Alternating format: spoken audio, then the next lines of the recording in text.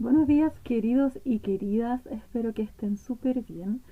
Bienvenidos, ¿cierto?, a este videito sobre la guía número 7. Sobre esta guía tenemos que tener presente que se trata de una guía de síntesis de nuestras guías 4, 5 y 6. ¿Sí? Entonces vamos a abordar esos contenidos que ya vimos en su oportunidad desde una manera más sintética, más resumida, y para poder desarrollar las diferentes actividades y desafíos que nos propone esta nueva guía, ¿cierto? Y esta nueva etapa. Bien, entonces, como yo les comentaba, ¿cierto? Dentro de los objetivos que tenemos dentro de este nuevo proceso, de esta nueva etapa, vamos a repasar los contenidos vistos en la guía 4, 5 y 6. Vamos a recordar y definir conceptos como migración, exilio, dictadura, que fue lo que vimos en una primera etapa, boom latinoamericano, imaginarios latinoamericanos, que fue lo que vimos en nuestra guía número 5, ¿cierto? Y medios de comunicación e ideología, que fue lo que revisamos en la guía número 6. De la misma manera, ¿cierto? Vamos a aplicar estos conocimientos ya adquiridos en la resolución de determinados problemas o actividades, y vamos a crear también conceptos grupales. Ya esa era una de las principales ideas sobre esta guía, que pudiéramos crear nuestros propios conceptos en relación a estos contenidos que revisamos. ¿Ya? Entonces, en un primer momento, es súper interesante y súper importante recordar que tenemos estos 4 conceptos claves: migración, exilio, ¿cierto? Dictadura, boom latinoamericano e imaginarios, ¿sí? En donde revisamos y alcanzamos a revisar cada uno de ellos. Ya cuando hablábamos de imaginarios, perdón, de migración, decíamos que era este proceso en donde las personas escogen por diferentes motivos y variantes cambiarse de su país de origen, ¿cierto? De su ciudad de origen, a vivir a otro lugar. Y muchas veces, cuando esa elección era voluntaria, tenía que ver con motivaciones laborales o más bien económicas, ¿cierto? O incluso personales, ¿ya? Pero cuando hablábamos de exilio, recordábamos que tenía que ver con esa obligación, ¿ya? Esa expulsión de mi país de origen por motivos políticos, porque entendemos que existe una crisis política ante esto, o también el exilio voluntario o la migración voluntaria, pero porque entendemos que nuestra vida está en peligro en nuestros países de origen y que es necesario irnos a otro lado, porque podemos ir presos, nos pueden matar, nos pueden torturar y un montón de otras violaciones a los derechos humanos. ¿Ya? En ese contexto, ¿cierto? Nosotros también trabajamos lo que eran las dictaduras. ¿Ya? Y entendimos que dictaduras, ¿cierto? Eran producto, ¿cierto?, de ciertas consecuencias históricas, en donde existían ciertas tensiones políticas que se resolvían de una manera violenta, donde los procesos democráticos ya se veían invalidados o intervenidos por, en la mayoría de las veces, poderes militares, ¿cierto? Y nosotros focalizamos, ¿cierto?, nuestro trabajo en las dictaduras latinoamericanas en la década entre el 60 y el 80, ¿sí? 1960-1980, y donde registrábamos un concepto clave, que era la violación a los derechos humanos y la censura, ¿cierto? Por una parte, la violación a los derechos humanos tenía que ver con esta toma de poder, ¿cierto?, que resultaba muy violento para las sociedades que los vivieron, ¿cierto? En el contexto de Guerra Fría, ¿cierto?, del comunismo y ese tipo de cosas. Y por otra parte, la censura, que implicaba la censura no solo a los diarios, por ejemplo, a la información que era posible o que se les permitía circular, sino que también a las manifestaciones artísticas. Y para nuestro caso, ¿cierto?, eso tenía un efecto súper marcado en el ámbito cultural. Nosotros hablábamos de un silencio que se producía, ¿ya?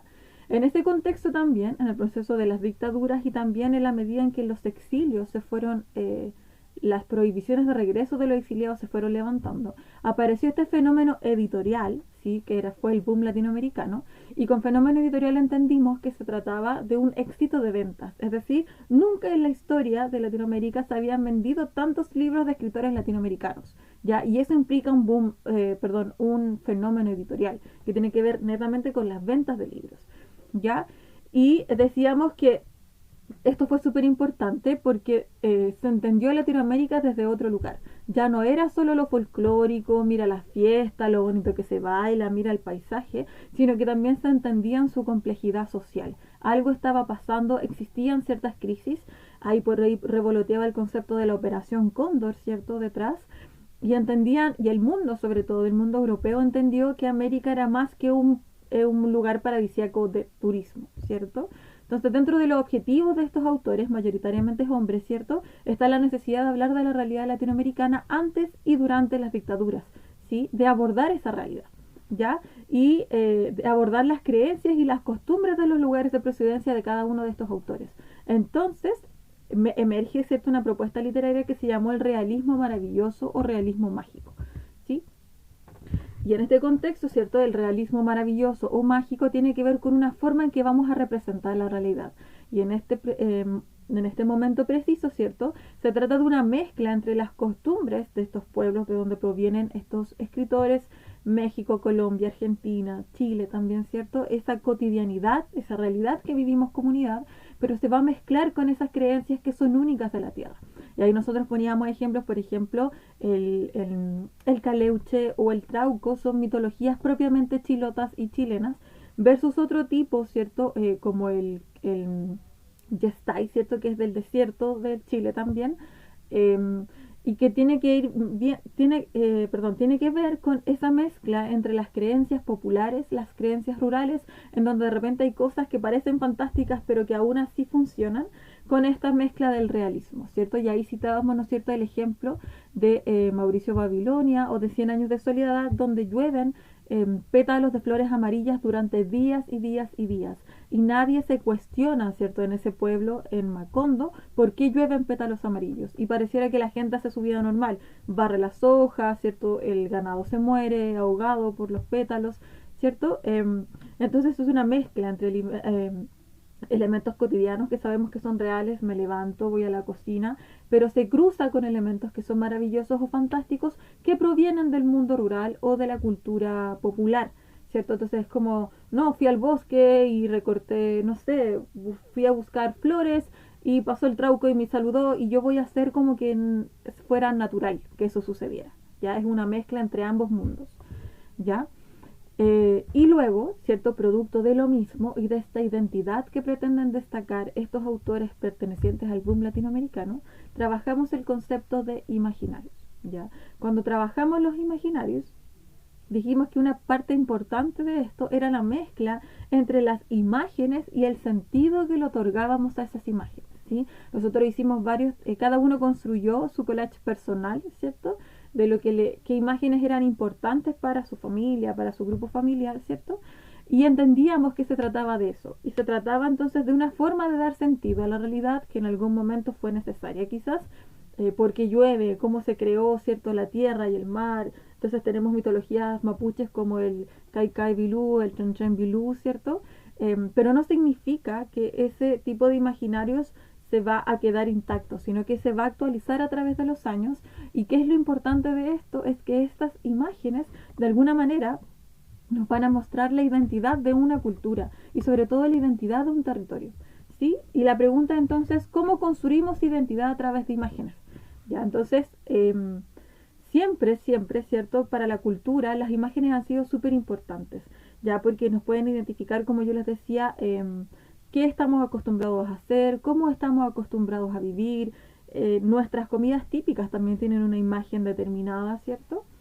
Y eso hace que la imagen la podamos, em, ¿cómo se llama esto? La podamos vincular rápidamente a una cultura, ¿ya? Y la otra forma es darnos cuenta que también con esta imagen y con estas costumbres que vamos desarrollando hay un vínculo súper especial con el territorio, con el paisaje que habitamos, ¿cierto? Porque los países o las ciudades costeras tienen las mismas costumbres que las capitales, por ejemplo, o las ciudades más rurales, ¿ya? Entonces, por ejemplo, nosotros estuvimos trabajando, nosotros y nosotras, imaginarios que tenían que ver justamente con esas formas de expresión que tenían que ver con las imágenes. Entonces, por ejemplo, si pensamos en Río de Janeiro, ¿cierto? Y en el Carnaval de Río, vamos a ir rápidamente a imaginar estas mujeres con estos trajes, ¿cierto? Muy llamativos. O si pensamos en la fiesta de la Tirana, que es una fiesta chilena del norte de Chile, ¿cierto? Los diablos, los demonios. Entonces, asociamos imágenes a ciertos sentidos y eso nos ayuda a construir una identidad común también, ¿ya? Y luego nuestra guía número 6, ¿cierto? Lo que estuvimos trabajando fueron medios de comunicación. Y esto era una noción que veníamos trabajando, ¿cierto? Desde que nos conocimos en marzo, donde decíamos que los medios de comunicación pertenecían al texto informativo, ¿cierto? Y que uno de sus objetivos era informar a la gente sobre sucesos de actualidad. Y eso es súper importante, porque no van a ir a buscar información hace 20 años atrás, sino que a un pasado reciente o lo que está sucediendo en el momento, ¿Ya? Decíamos también que tenía que ver con un proceso complejo de comunicación, porque si bien es cierto que pertenecen al texto informativo y por ello también a los textos no literarios, y se supone que deberían ser objetivos, sabemos que en la práctica no es tan así. Que en tanto cualquier persona tenga que escribir un texto, esto va a pasar por un cerebro humano, entonces no va a ser 100% objetivo. ¿Ya? Entonces aquí nos aparecía la noción de objetividad, donde sí hay textos que son más objetivos que otros, pero sin embargo hay otros que son mucho más subjetivos, como los textos de opinión, y tienen que ver también con la ideología, con la forma en que yo utilizo el lenguaje. ¿Ya? Y que también descubríamos un vínculo con la publicidad y la propaganda, y ahí nos aparecían estos conceptos, ¿cierto?, de persuadir y convencer. ¿Ya? Eh, entonces yo insisto, ¿cierto?, que es súper importante esto, es recordar que los medios de comunicación pertenecen al texto informativo y que por tanto pretenden informar sobre actualidad. Y esta palabrita, actualidad, es sumamente clave, ¿ya? No solo de ahora en adelante, sino porque nos ayuda a distinguir este tipo de texto de otros, ¿ya? Y luego, durante nuestra guía, ¿cierto? Lo que hicimos fue trabajar diferentes tipos de textos que nos ayudaron a construir este material virtual.